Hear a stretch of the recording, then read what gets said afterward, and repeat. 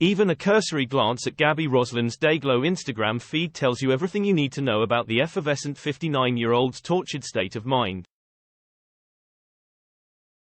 Luminous lime, canary yellow and retina-burning tangerine outfits abound, encasing the Duracell bunny-esque former Big Breakfast presenter, who famously once mimed an orgasm on morning TV with When Harry Met Sally star Billy Crystal. Ecstatically evangelizing about the publication of her new ode to joy, aptly entitled Spread the Joy, she's no less optimistically technicolor on Zoom. The natural successor to her star-studded podcast, Reasons to be Joyful, and subtitled, Simple, Practical Ways to Make Your Everyday Life Brighter, her new book is a down-to-earth guide to accessing happiness. I'm not preaching the gospel, insists Roslin, who made her first appearance as the chirpy sidekick of the then-unknown motormouth Chris Evans on Channel 4's groundbreaking breakfast show in September 1992. It's no Bible. I'm not bullying you to do this or do that, and I'm absolutely aware that life is very, very tough for most people right now. This book is just about little things that are free to do, that anyone can try, to just make their day a little better. Critics might say that it's trite or that it's not terribly intellectual, but it's not supposed to be. It's a handbook about feeling better.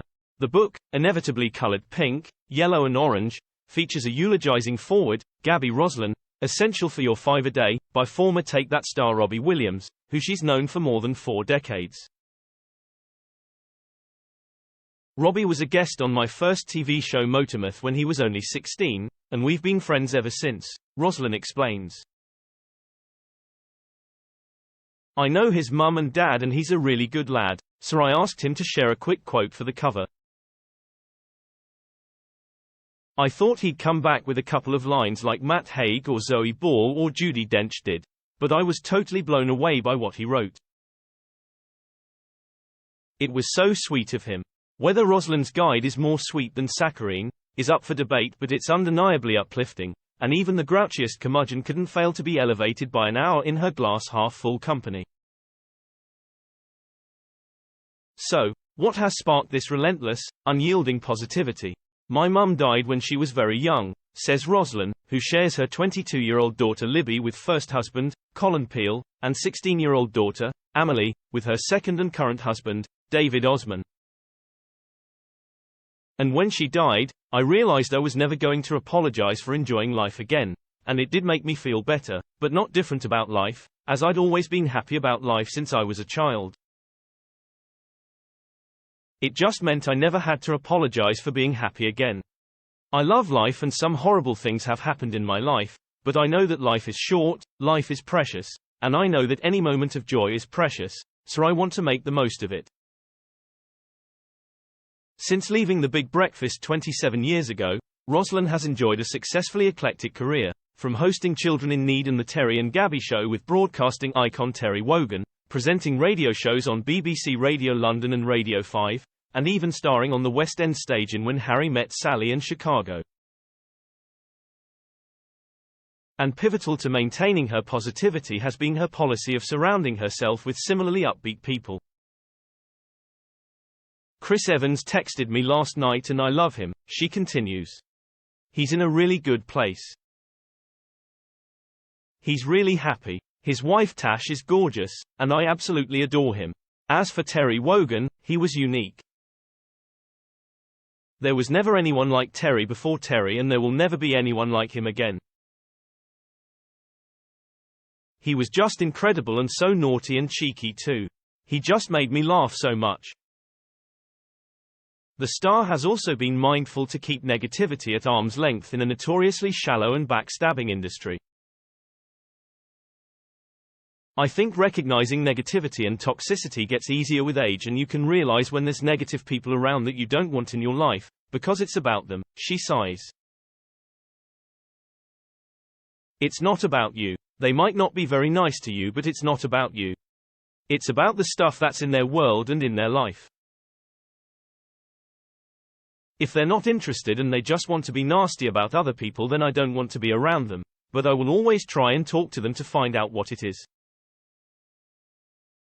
Talking sensitively and empathetically has always been central to Rosalind's appeal, and her new book encompasses many tenets of cognitive behavioral therapy, so it's unsurprising to learn that she has considered taking her gift for sympathetic communication further. I have thought about being a therapist, yes, she confirms with a smile. Even when I was 12 on the bus to school, people would tell me things. People have always used me like a therapist, and I've always been fascinated by psychotherapy. People have said to me, "Why don't you do a course in it?" But I love my work and I love my job, and I was never very academic at school. In the past I've looked up courses and considered doing them, but I've got a family, I've got 3 jobs, television, radio, podcast. I write, I come up with program ideas. So yes, it's something that I've thought of, but therapist or not, anyone could come and talk to me, and I'll talk to anybody. I don't have the answers, but I will try and help. And her communication with strangers is often as physical as it is verbal. I think it's really important to be spontaneous as often as possible, whether that's choosing a new sandwich shop to get your lunch from or just interacting with people when you might not normally do that, she continues. Like the time I was on the tube and this stranger started singing Living on a Prayer by Bon Jovi. I slowly joined in with him first, then a few others joined in, then before you know it, we all stood up and sang it together. There was no head banging, but everyone sang with huge smiles on their faces. Then we drew up to the next station and everybody applauded.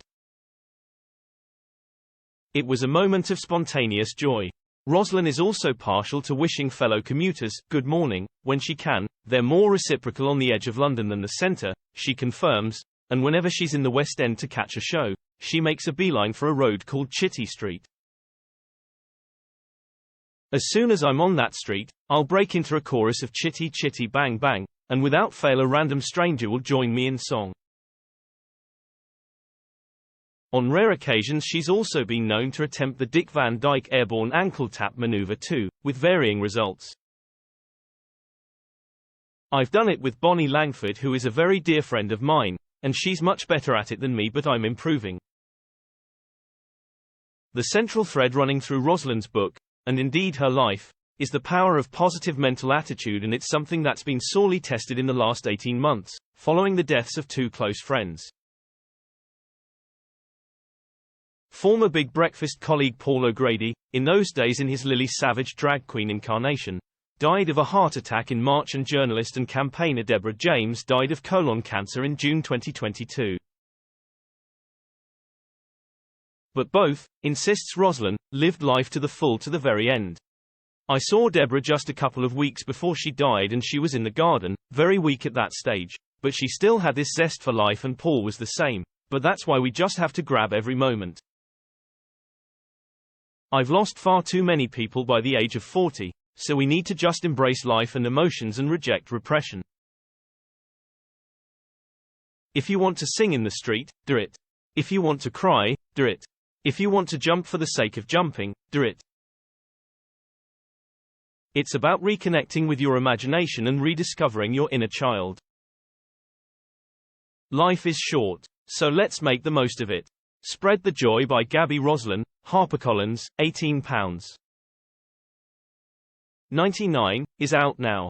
Visit expressbookshop.com or call Express Bookshop on 020 3176 3832.